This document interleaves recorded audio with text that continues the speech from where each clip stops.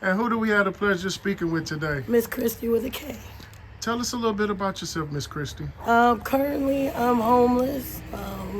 I do have an addiction problem. I'm a current user. I'm not from St. Louis.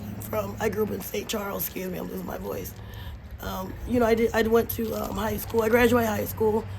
I went to college. I actually just went back 2-3 years ago and I finished my associate's degree. I'm like a semester away from finishing my bachelor's, but it was just really to keep up with what's going on in school and everything. I don't really plan to use it.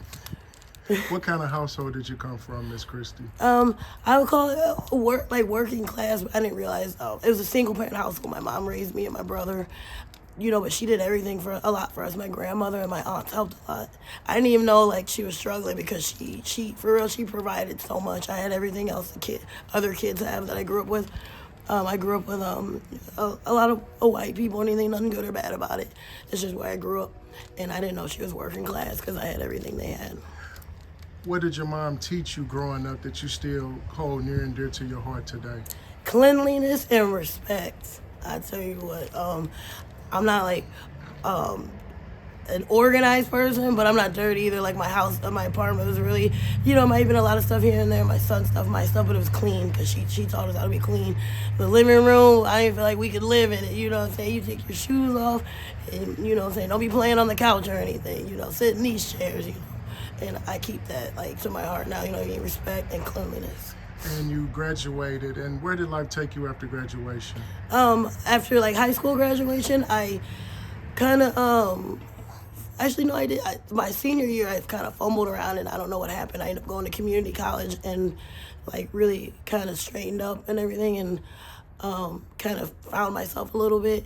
And after community college, I switched to a university, but that's when stuff got shaky for me. Why did stuff get shaky, per se? What happened? I was still hanging out with people from where I grew up, St. Charles, and they weren't really doing anything as far as they weren't trying to go to school or work, and they got into drugs, and that's where I felt like I fit in. So I was doing drugs, but I was also doing well in school, and I had met a group of people there, but I didn't feel like I fit in, so I was still hanging out with people that I felt like I fit in with, and then I started using. What kind of toxic substances were you introduced to? First it was, we started off with weed, but then we, on the weekends, we would get our money together and find whatever, so it would be pills, and then we got in, X pills and things, and then we, found heroin, and that's what I started off using.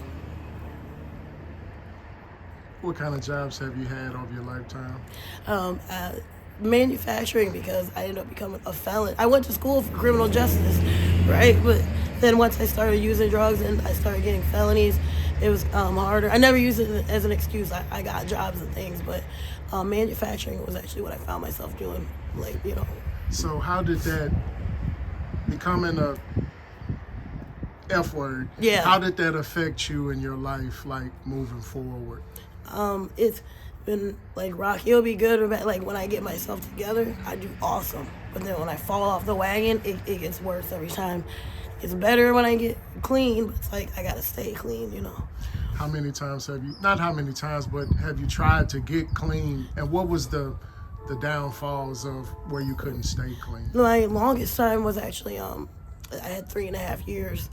And honestly, I tricked myself. I was hanging out with people, normal people who, they can drink and party and still go to work Monday, function. And I'm thinking okay, well, I'm with them, so I'm okay. I hate to say it, cliche, but my boyfriend, I met a guy, and he didn't really understand my problem. He's like, it's okay, you can have a drink. I'm like, yeah, that's true, I can. And it was a slow decline. It took a while, but it was a slow decline, and that's where I am now. What happened to the boyfriend? I was supposed to move with him and everything, and we just ended up breaking up. He didn't really understand. His mom was an addict, but she didn't really raise him, and he didn't really understand it all the way, my addiction problem, because he saw me in the good time of my life when I was clean, and so he didn't realize that when I hit rock bottom, though, I hit rock bottom, I crash. So now you're dealing with heroin. Yeah, it's fentanyl now, a lot on the streets, and then I introduced myself to crack cocaine. Who introduced you to the fentanyl? Well, that just started coming up. It's the same thing. It just started getting mixed, and now it's a lot of the fentanyl's on the streets. There's still some heroin, but it's mainly fentanyl now. Have you went out? Oh using? yeah. Recently, actually, I have. It's scary. They're putting tranquilizer in the fentanyl now, so it's really scary. But, But it doesn't deter you from using. It does, but it's just me not like. I don't know. I'm sick and tired, but I'm not tired enough. Is what I tell people. Do you have any social media? Do you have any ways to be contacted or communicated with if people want to reach out and share resources with you? No, I got to get a hold of people. My family, they'll help me. I can't go there anymore, and I understand they're taking care of my son, and that's more important to me. But no, I can't be reached or anything. How has your toxic substance use affected your relationships with your family as well as your son? Well, I admitted to them I had, a problem again, and so I told, my mom and my son's dad, who is around, take over for me. But now it's like I can't go see him or anything, which I understand. I can talk to them. They'll let me talk to them on the phone if I call, but, that's for me to call, which I don't do all the time. So they don't want you around? No, they don't want me around, but they will help. But I understand that. I don't want him seeing me like this either. So do you ever want to go back to treatment, or is that kind of like... I'm like in a weird gray area. Like I said, I'm tired, but I'm just not tired enough. I gotta be honest. Yeah, exactly. And you can only get clean for yourself. You can't do it for anybody else. So if you're trying to do it for other people, you're eventually going to fall off because it wasn't authentic in the first place. Exactly. And when I did get clean, and I had those few years, like it was for me, because when I get right, then I can take care of others. But I can't go to rehab, I say, with a footprint on my back, like someone kicking me in. It doesn't work. It hasn't ever worked. I mean, it'll work for a little bit, but like you said, it's not genuine. And so I have these reservations, and I fall back on them. What kind of advice could you give a young lady who's thinking about walking the same path as you've walked throughout your life? What kind of advice could you give her? I would just tell her, try to get help. Try to know that life without substances, it can be good and everything. You have to keep yourself busy, be productive. When I got clean, I made sure I got a job. I got a community of resources and friends, sober people to hang out with. I stayed busy, whether it was fun stuff or working. So, make sure to do that, because it's scary out here. I found myself doing things I never thought I would do.